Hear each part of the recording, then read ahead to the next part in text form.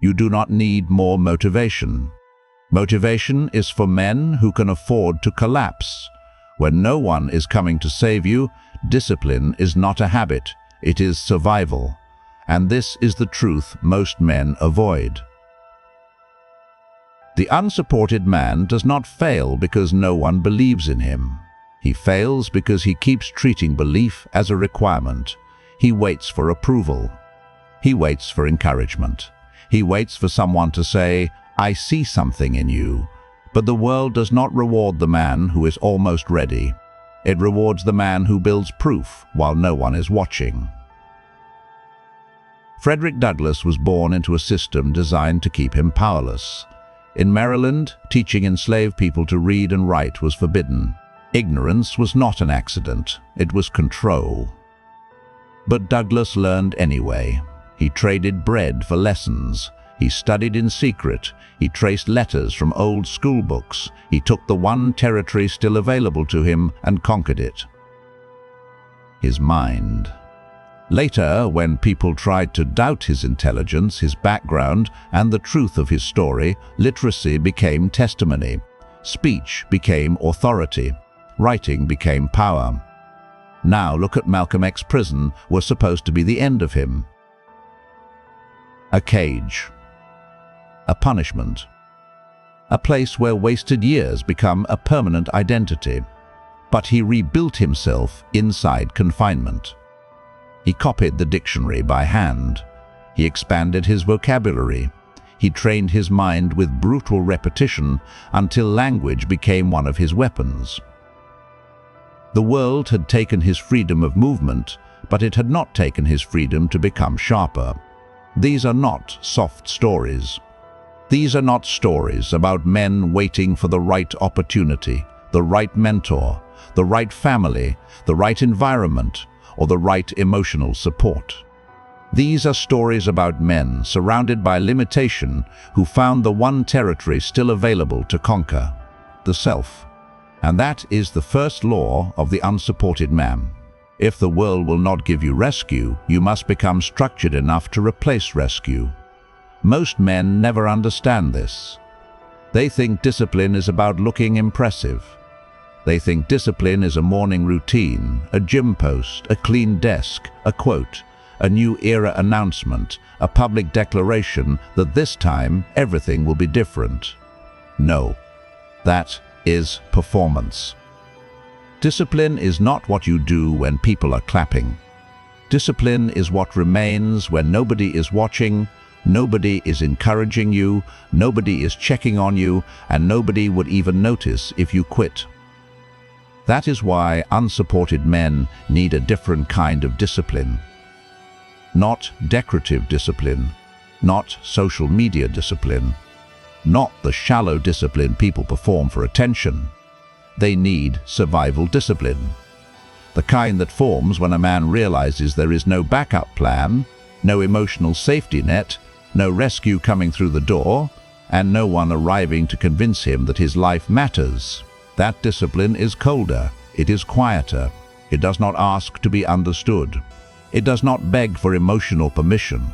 It does not say, "Please believe in me so I can begin." It says, "I will build proof," so belief becomes irrelevant. But before a man can build that discipline, he has to understand the trap.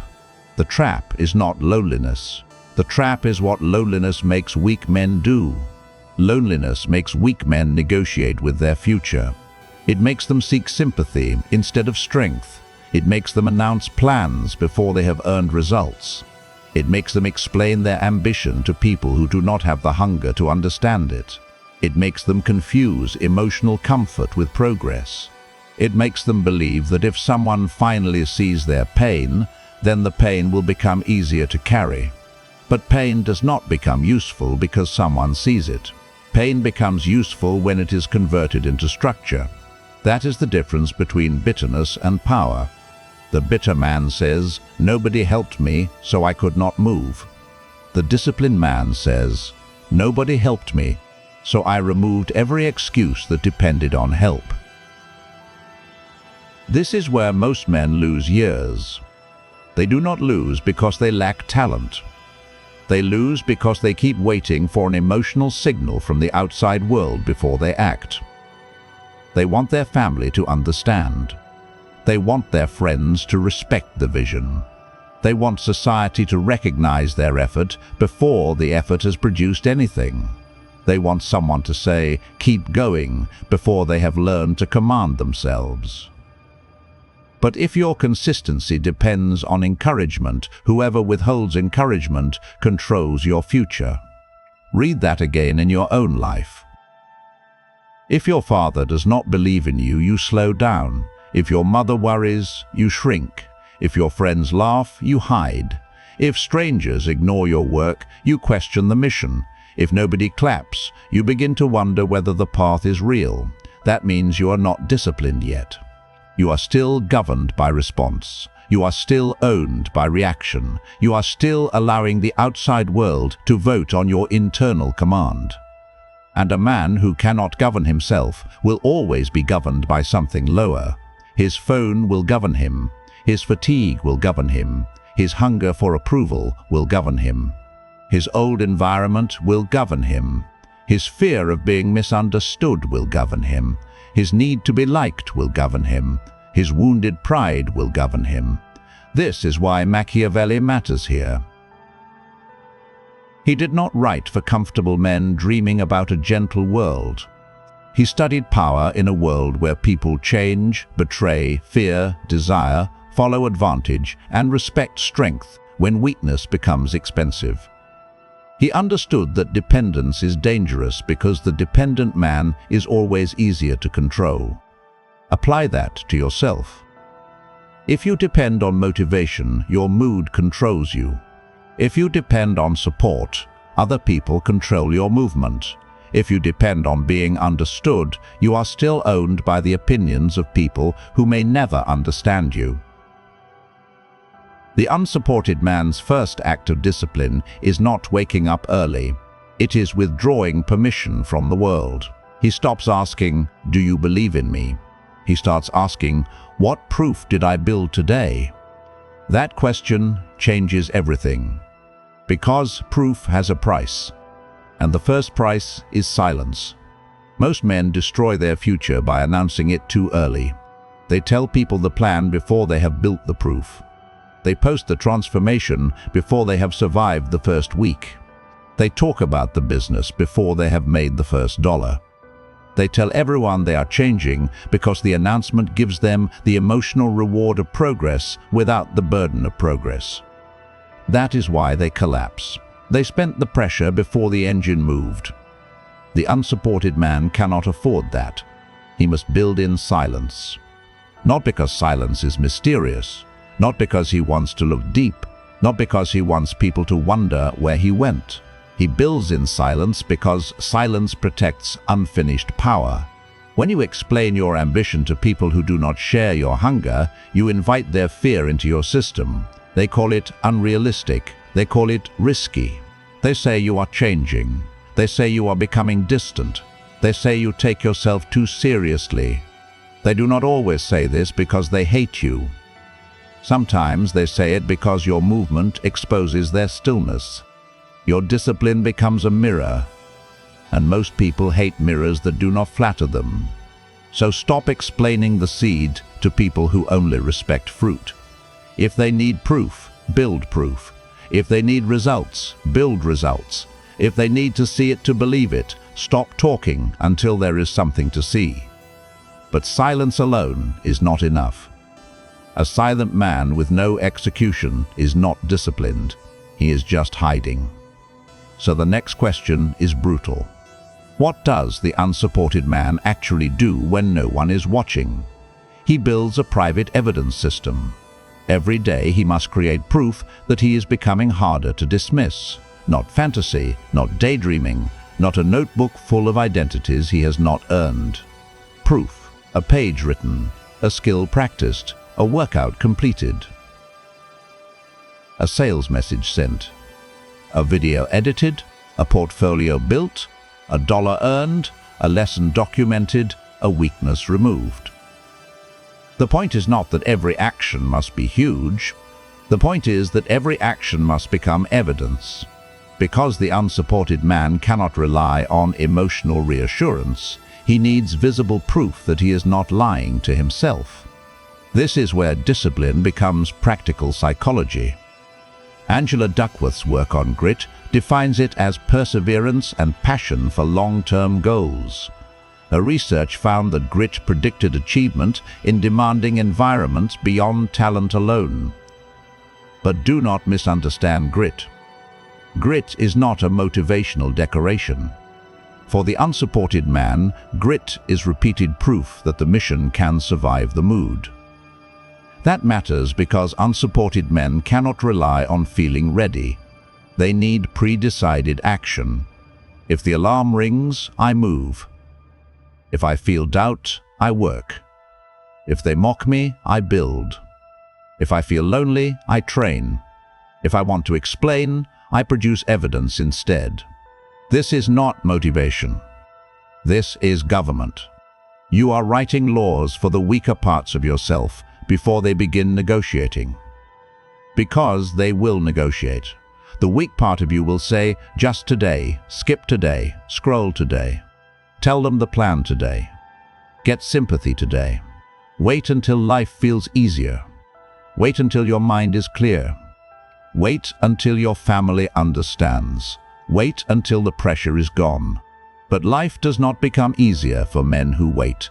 It becomes easier for men who become harder to break. And if you are serious about this, then you have to stop consuming strength as entertainment while your real life remains unchanged. You can watch powerful ideas for years and still stay weak if nothing becomes action. If you are serious about becoming structured, sovereign, and difficult to control, join my Patreon for the unfiltered work. Inside, we go deeper into the private systems, psychological laws, and power principles that I cannot always lay out here. If you keep watching but never applying, your mind will feel full while your life stays in the same position. The decision is yours. Because discipline is not proven by what you understand, it is proven by what you obey when your emotions disagree. And this opens the next problem. If discipline is structure, what is the enemy of structure? Comfort, not rest. Rest has purpose, not recovery. Recovery rebuilds the weapon. Comfort is different. Comfort without command is sedation. It makes a man feel busy while he is being drained. It lets him scroll for hours and call it research. It lets him consume information about success while producing no evidence of power. It lets him mistake stimulation for movement. Modern life is designed to scatter the unsupported man before he can become dangerous to his old identity. Endless scrolling. Endless entertainment. Endless opinions. Endless noise. A man can spend 10 years learning about success, discipline, masculinity, money, power, and psychology, and still have nothing to show for it except sharper explanations for why he has not moved. He calls it learning, but often it is hiding. The unsupported man must treat attention like capital. Every morning, his attention is clean. By noon, the world has tried to buy it, steal it, seduce it, and scatter it. Messages want a piece of him. News wants a piece of him. Other people's drama wants a piece of him. Algorithms want a piece of him. His old habits want a piece of him. The first hour matters. Not because waking early is magical. Not because successful people all follow the same ritual. The first hour matters because it reveals who commands the day. If your phone commands the first hour, the world entered your mind before your mission did. If gossip commands the first hour, other people's lives entered before your own future did. If anxiety commands the first hour, fear became your ruler before action had a chance to speak. The unsupported man works before checking the world. He trains before asking how he feels. He builds before he consumes.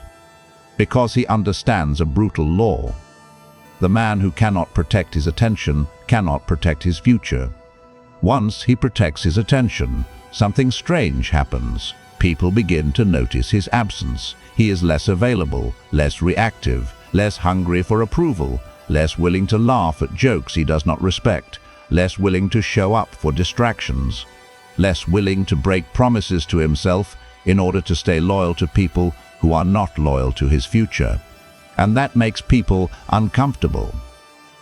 Because they were used to access. They were used to the old version. The version who answered quickly, explained too much, apologized for having standards, made himself small so the room would not feel threatened, said yes when he wanted to say no, stayed available so nobody could accuse him of changing. But when a man begins to govern himself, his availability changes. And when his availability changes, people who benefited from the old version start calling it arrogance. They say, "You changed." They say, "You think you are better now." They say, "You are too serious." They say, "You used to be fun." They say, "You are acting different." But the unsupported man must learn to hear the translation beneath the words. "You changed" often means you are no longer predictable. "You think you are better" often means your standards make me uncomfortable. "You are too serious" often means your discipline exposes my lack of command. "You used to be fun" often means you used to be easier to distract. This is where many men break. Not when strangers criticize them, not when the world ignores them. They break when familiar people resist the new identity. Because rejection from strangers is easy to dismiss. Resistance from people close to you feels personal. It pulls on old loyalty. It wakes up the child inside you that still wants to be approved, accepted, and understood. But this is the test. Can you stay loyal to your future when your old environment asks you to return? Can you keep building when people misread your silence? Can you let them call you distant without rushing to explain that you are not trying to hurt anyone? Can you let them misunderstand the construction phase? Because the man who still needs everyone to understand his transformation is not free yet. He has changed his habits, but not his dependency. He has changed his schedule, but not his hunger for emotional permission. He has changed his words, but not his need to be seen correctly. The old, you wanted to be understood. The new, you must want to be effective. There is a difference. A man who wants to be understood keeps talking. A man who wants to be effective keeps building. And the world eventually bends towards the man with results. Not immediately, not fairly, not politely, but eventually. Because proof has gravity. At first they ignore it. Then they question it. Then they explain it away. Then they ask how you did it. Then they pretend they always knew. Let them. Your job is not to correct their memory. Your job is not to remind them who doubted you. Your job is not to punish people with success, like a wounded boy trying to be clapped for by those who ignored him. Your job is simpler and colder. Keep building. This is the Machiavellian turn. Do not chase affection. Build necessity. If they love you but do not respect you, your position is weak. If they doubt you but need what you produce, your position is stronger. Power is not being liked. Power is being difficult to dismiss. And that is why discipline becomes leverage. A disciplined man does not merely improve himself, he changes his position. He becomes less dependent on approval because he is building proof. He becomes less vulnerable to rejection because he has structure. He becomes less easy to manipulate because emotional payment has lost value. Before discipline, people could control him with attention. They could reward him with validation, punish him with silence, distract him with drama, pull him back with guilt, make him explain, make him doubt, make him perform. But after structure takes root, those tools begin to fail. He no longer needs every message answered. He no longer needs every accusation defended. He no longer needs every misunderstanding corrected. He no longer needs every person to witness his effort. He no longer needs a public ceremony for private work. He becomes harder to move. That is what unsupported men must understand. Discipline is not just about productivity. Discipline is the slow destruction of external control, and that creates the final enemy. It is not your family. It is not your friends. It is not society. It is the part of you that still wants rescue. The need for rescue is subtle. It does not always sound weak. Sometimes it sounds reasonable. I just need one person to believe in me. I just need the right environment. I just need a mentor. I just need support. I just need someone to understand how hard this is. Support is useful. Mentorship is useful. A better environment is useful. Encouragement can help a man move faster, but when support becomes a condition, it becomes a chain. Because the moment you need support before you move, the absence of support controls your movement. That is where dependency hides. It disguises itself as practicality. It says, I am not quitting. I am just waiting for the right conditions. It says, I am not weak. I am just unsupported. It says, I would be consistent if my life were easier. It says, I would build if people believed in me. It says, I would become more if the world gave me more. But the unsupported man cannot afford that lie. He must become emotionally sovereign, not emotionless. Sovereign. There is a difference. An emotionless man is numb. He has buried himself so deeply that nothing reaches him. That is not power. That is damage-wearing armor. A sovereign man feels the storm but does not hand it the throne. He can feel rejected and still work. He can feel tired and still execute. He can feel misunderstood and still stay silent. He can feel fear and still take the next step. He can feel alone and still refuse to abandon himself. That is real discipline, not the absence of pain. Command in the presence of pain.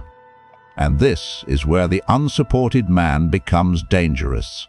Not dangerous to others, dangerous to his old limitations, dangerous to the excuses that used to sound intelligent, dangerous to the habits that fed on his weakness, dangerous to the environments that depended on his confusion, dangerous because he no longer needs the emotional payment they used to control him with. Approval loses value, sympathy loses value, excuses lose value, drama loses value. Only proof remains. And when only proof remains, life becomes brutally simple. What did you build? What did you practice? What did you finish? What did you improve? What did you improve? What did you remove? What did you prove? These questions are cold, but they are clean. They do not care who doubted you. They do not care who abandoned you. They do not care who failed to clap. They do not care how misunderstood you felt. They care only about whether you moved. And that is the freedom most men say they want but cannot tolerate. Because freedom without discipline becomes decay. But discipline without support becomes sovereignty. So here is the unsupported man's private government. Wake without negotiation. The first battle of the day is not against the alarm. It is against the identity of the man who breaks promises to himself. When you negotiate with the first command, you train yourself to distrust your own law. You tell the weaker part of yourself that every order can be appealed. That is how weakness becomes policy. So when the day begins, you move. Not because you feel inspired, because the law has already been written. Work before checking the world. Do not let strangers, news, messages, opinions, and noise enter your mind before your mission does. The world is not neutral. It will enter you if you leave the gate open. It will bring urgency that is not yours, fear that is not yours, drama that is not yours, and desires that weaken your aim. Before the world gets access, your future must speak first. Build proof daily. Small proof is still proof. One page is proof. One lesson is proof. One rep is proof. One honest hour is proof. One difficult conversation avoided because it was only a distraction is proof. One weakness removed is proof. A man who stacks proof daily becomes impossible to dismiss over time. Not because one action changes everything, but because repeated action changes the identity of the actor. Record progress privately. Not for applause, for evidence. Because memory is weak when emotion is loud. On bad days, your mind will lie. It will say nothing is changing. It will say you are wasting your time. It will say nobody sees you, so maybe nothing is real. That is when private evidence matters. The record answers emotion with proof. Stop announcing unfinished ambition. Premature attention poisons fragile plans. When you announce too early, you invite judgment before the work has roots. You invite praise before the result exists.